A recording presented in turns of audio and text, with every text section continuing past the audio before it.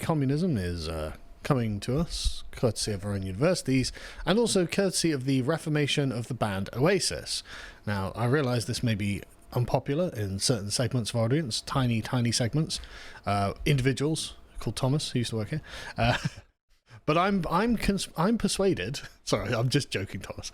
I'm persuaded that the reformation of Oasis will indeed bring back communism in Britain. Now, for those who somehow don't know, Oasis are probably the most famous British band of which the members are still alive. Definitely, maybe they're the most famous band. That's not funny. I couldn't resist. As you can see, they've sold over 40 million albums worldwide and 16.5 million in the United Kingdom. They are insanely popular and have been since I was a teenager. And I just want to say, on the Oasis question, I'm with Liam Gallagher, actually. I was never an Oasis fan. Ever. They've got some good songs. I think some of their more popular songs, like Champagne Supernova and Wonderwall, are a bit derivative. But some of the other things, like they did some Beatles covers that were very good. The song Cigarettes and Alcohol, I think, is great. Now, I am actually just joking a bit here, obviously. I was just never a fan of Oasis. I didn't actually hate Oasis. I dislike Blur more. Agreed. I wasn't a fan either. Yeah, but it's just not my sort of thing. But millions of people absolutely adore Oasis. And so when Oasis said, right, we're getting the band back together and we're going to do a massive tour, everyone went mental and the tickets sold out almost immediately, which is good for them. You know, I mean, everyone loves a bit of nostalgia. This will be peak nostalgia. I imagine that if you were an Oasis fan, this is going to be your jam. And so Noel and Liam had announced that they'd put their differences behind them and confirmed their long-awaited reunion because they disbanded 15 years ago following a backstage brawl between the brothers at Rock NCN Festival in Paris. Whatever, I'm not a fan. But the interesting bit is that the tickets were expected to cost £150 each for standing tickets, whereas the seated tickets from £73 to £205. Why are the seated tickets cheaper? I guess they're further away. You're normally further away, and it's less fun. If you're at an Oasis gig and you're sitting down, it sort of, in my mind, defeats part of the fun of going to an Oasis gig, in that you need to be drinking inordinate amounts of lager and being right in the fray. Yeah. That's how it's done, right? All I'm saying is there's a lot of Anglo-Saxon radiating off of this, right? And that's part of it. So they had 1.4 million tickets to sell, and they sold out insanely quickly because they can do 17 outdoor concerts. These will be absolutely colossal. And so throughout the day, hundreds of thousands of fans sat in online queues in the hope of being able to buy a first-hand view of the tour that comes 15 years after the group disbanded. So when you have a limited supply of something, and you have overwhelming demand for that thing, Josh, as someone who's not a communist, what happens to the price of the thing? The government fixes it. No. No, you are right, but that's spoilers. No. In a normal world, the price goes up when there is more demand than supply. That is correct. Dynamic pricing on Ticketmaster, where prices rise in line with demand, set some tickets up more than £350. So up more than £135 in total from when the sale began. So most of the tickets went up from about £100. What was it? £150 to about £300. Some of them went up to over £350. Blah blah blah. So okay, well, you know, you want to go and see Oasis. Millions of other people want to go see Oasis. There is a limited number of places. Obviously, the price of the ticket is going to go up. There's also something that some black marketeers do. They buy massive amounts of tickets. They do. Sell Scalpers, to other people. But do you know what's really interesting? In the era of everyone being completely digitized and everything being able to be found, followed, tracked, there's actually a mechanism we can use to get away from that. As in, you are not allowed, and they can track when you're scalping. So you can only resell the tickets at the consumer price, at the price that the original sellers allow. But anyway, just a quick thing though. So they have like a platinum or in-demand market labeled tickets or whatever. And Ticketmaster confirmed fans did not get anything else for these price increases. And this dynamic pricing, as the BBC tells us, is not new. It's completely allowed under consumer protection laws. It's totally normal.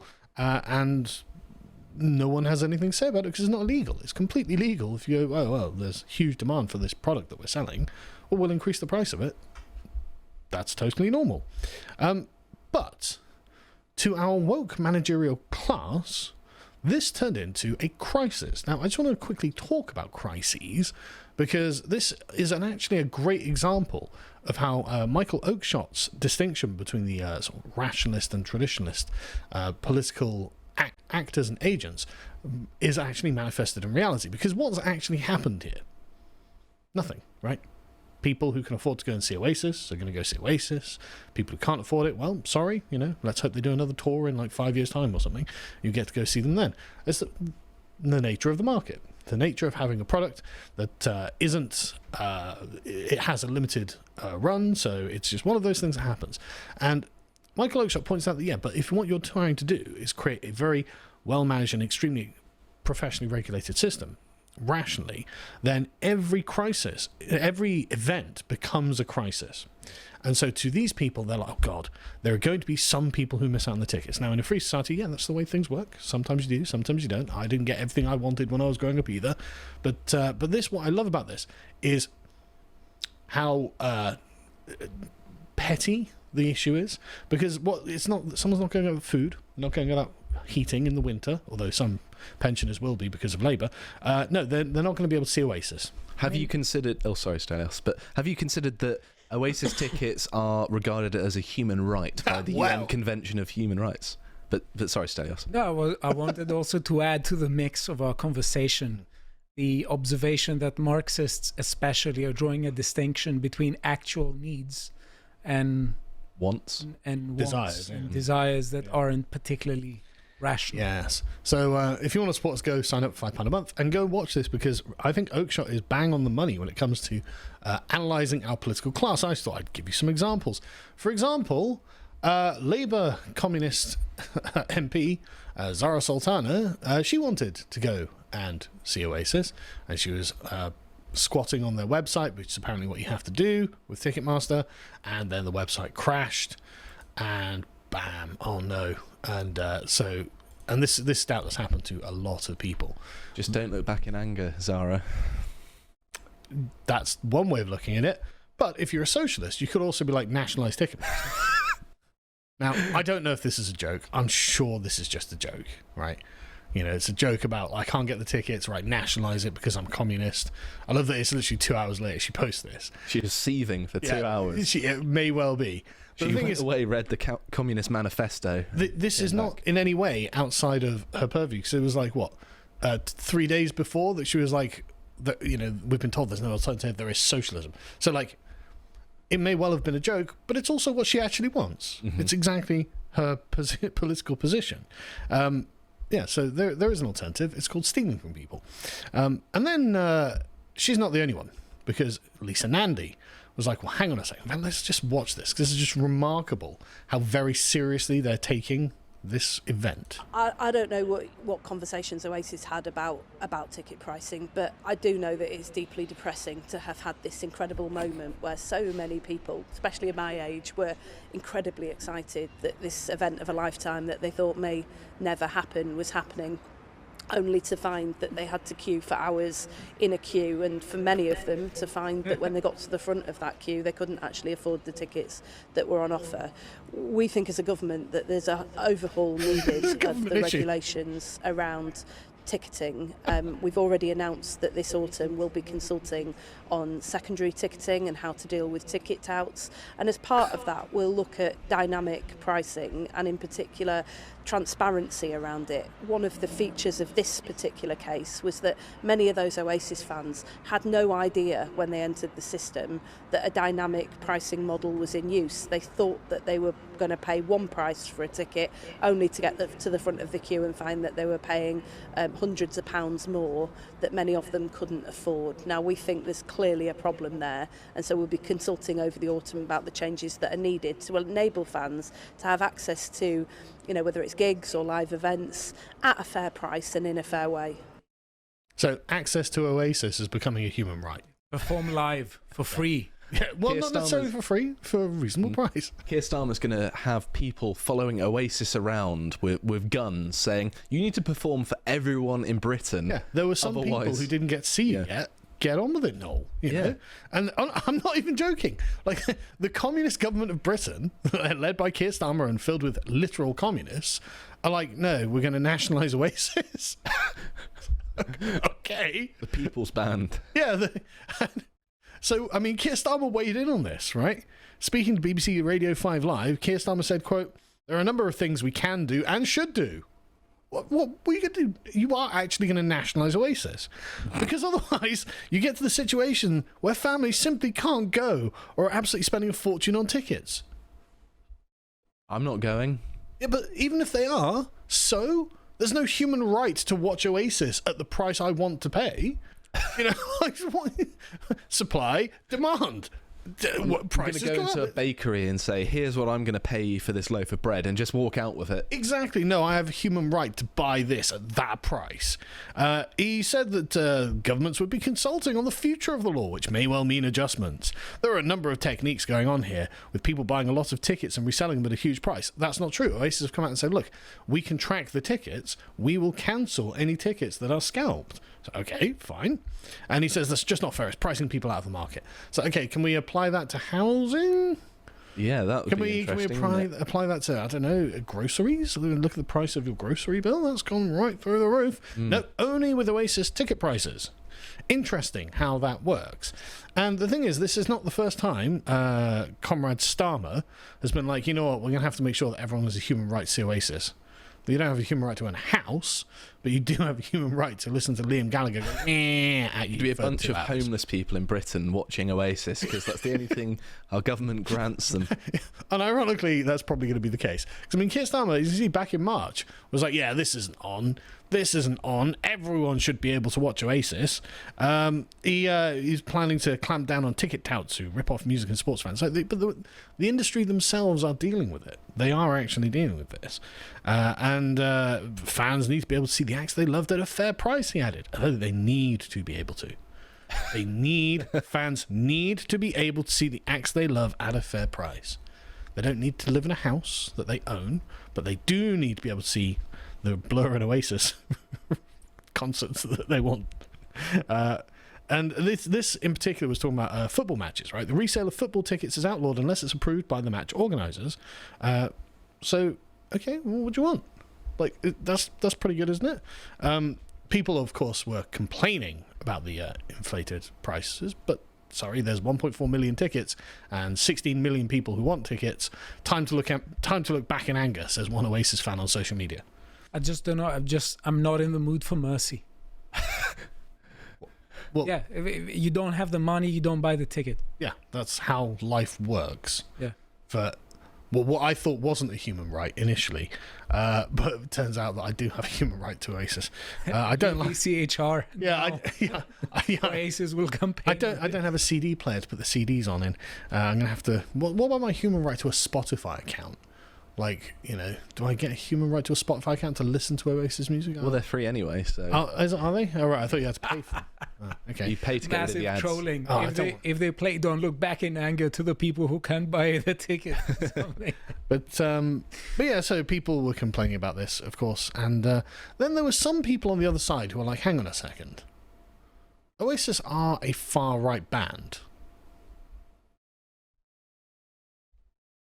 Yeah, I can...